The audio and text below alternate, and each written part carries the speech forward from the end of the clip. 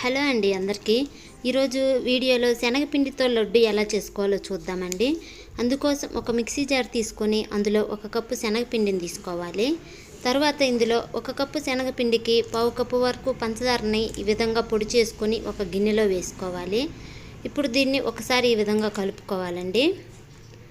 తర్వాత ఒక జల్లెడ తీసుకొని ఈ పిండి మొత్తాన్ని జల్లించుకోవాలి. ఈ విధంగా జల్లించుకోవటం వల్ల లడ్డు అనేది చాలా మెత్తగా వస్తుంది, అలాగే టేస్ట్ కూడా చాలా బాగుంటుందండి. చూడండి, ఈ విధంగా జల్లించుకోవాలి దీన్ని.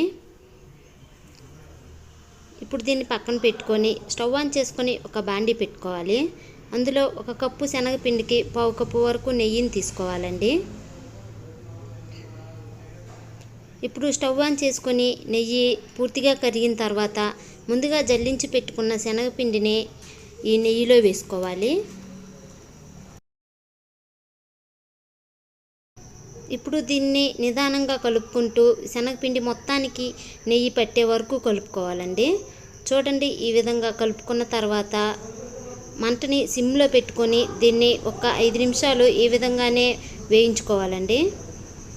చూడండి, కొద్దిగా కలర్ మారి ఇది మంచి వాసన వస్తుంది. అప్పుడు స్టవ్ ఆఫ్ చేసుకొని దీన్ని చల్లార్చుకోవాలండి ఒక ప్లేట్లోకి తీసుకొని. ఇందులో చుక్క కూడా నూనె పాలు వాడనవసరం లేదండి. అచ్చం నెయ్యితోటే ఈ లడ్డూలు చుట్టేసుకోవచ్చు. ఇది వేడిగా ఉన్నప్పుడు కాకుండా కొద్దిగా చల్లారిన తర్వాత లడ్డూలు చుట్టుకోండి. చూడండి, ఈ విధంగా లడ్డూలు కనుక చుట్టుకున్నామంటే నోట్లో వేసుకుంటే వెన్నలాగా కరిగిపోతాయండి, అంత బాగుంటాయి. మీకు ఈ వీడియో ఖచ్చితంగా నచ్చిందని అనుకుంటున్నానండి. నచ్చితే మాత్రం ఇంకా మంచి మంచి రెసిపీస్ కోసం మన ఛానల్ని సబ్స్క్రైబ్ చేసుకొని ఒక లైక్ చేయడం మాత్రం మర్చిపోవద్దండి. చూడండి, లడ్డూలు ఎంత బాగా వచ్చాయో, అలాగే టేస్ట్ కూడా చాలా అంటే చాలా బాగుంటుంది.